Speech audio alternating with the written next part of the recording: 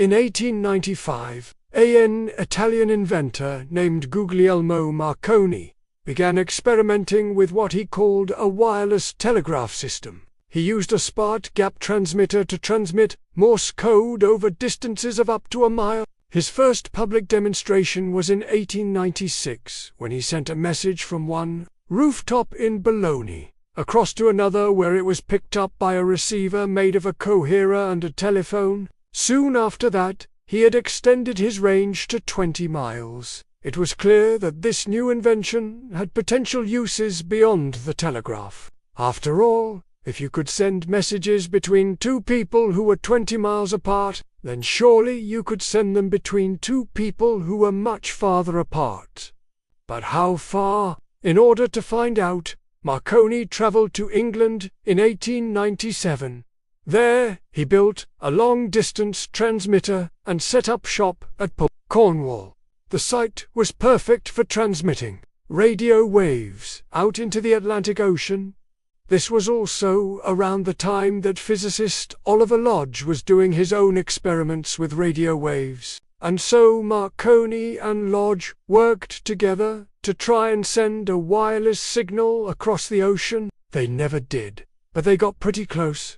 In fact, they may have been closer than they knew. Marconi received a mysterious transmission while working at Pole 2 that came from across the Atlantic. He reported the incident in a letter to the British Post Office. On December last, at about 11:35 p.m., while testing some apparatus in my laboratory at Cape Cornwall, I observed a small but distinctly audible click, which came through my telephone receiver. This occurred again a few minutes later, at which time I happened to be testing my apparatus in the open air. The clicks which came through the receiver could be distinctly heard. Other members of my staff were present and heard the same sounds. Was this mysterious transmission from Lodge's lab? Well, maybe. You see, Lodge had built his own radio transmitter, but he didn't realize it was emitting any kind of radio waves. He just thought it was sending out sparks. So Marconi could have been picking up Lodge's sparks across the ocean.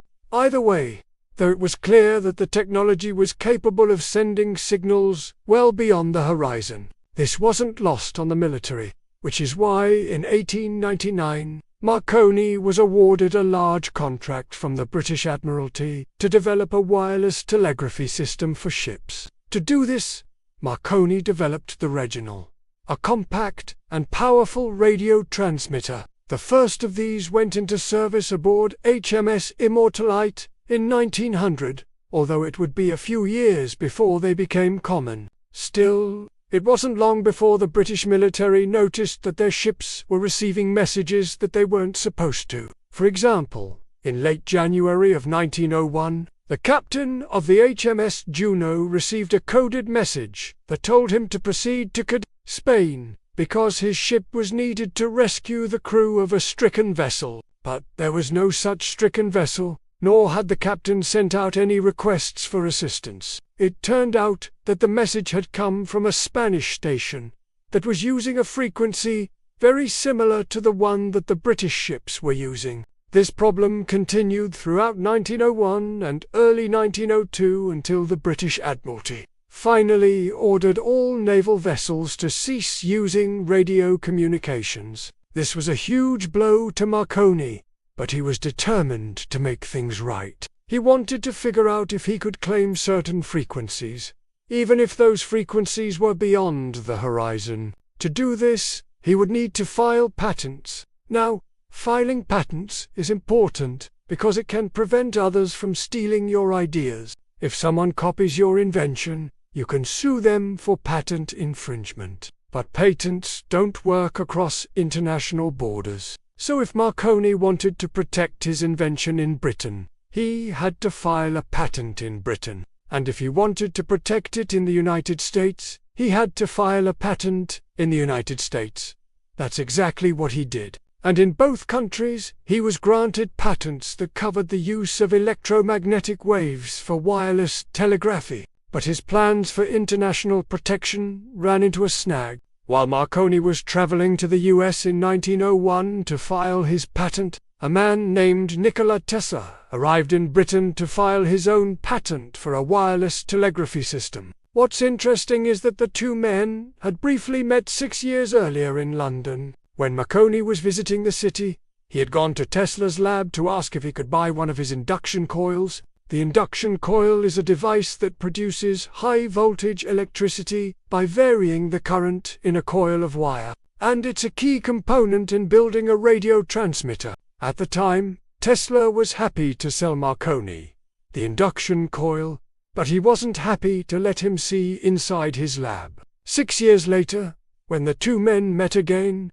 they weren't as friendly. Marconi refused to shake Tesla's hand, perhaps because he was trying to keep secret the fact that he had stolen Tesla's ideas and filed a patent on them. But their meeting was kept secret by Tesla's assistant, a man named Albert Abraham Michelson would go on to win a Nobel Prize for his work on the speed of light. But he also played an important role in covering up the theft of Tesla's ideas. Anyway, Marconi filed his patent in the United States, and then he went back to Europe to file a second patent, this one in France. But soon after he arrived, he got word that the United States Patent Office had already granted Tesla's patent application, which meant that Tesla had beat him to the punch.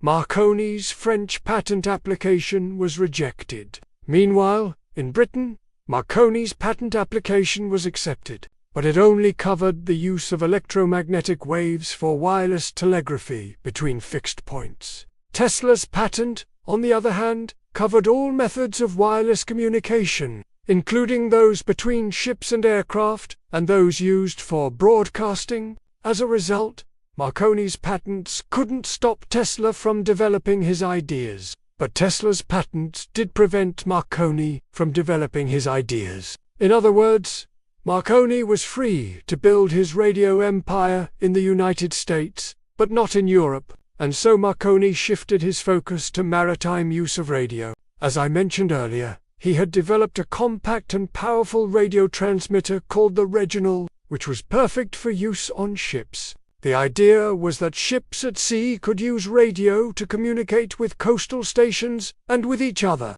and sure enough, the technology proved useful for shipping. In 1904, Marconi set up a station in Cornwall and another one in Ireland. With these stations, he was able to offer a radio telegraph service between ships and shore. But it wasn't long before ships began picking up messages that were intended for other ships. In other words, ships were interfering with each other's communications. To solve this problem, Marconi developed a radio telegraphy system with more reliable signaling. Instead of sending Morse code, his new system sent letters of the alphabet and numbers. This was faster and more accurate than Morse code, and it made radio a practical means of communication for ships. It also led to the creation of the first transatlantic radio service in 1907.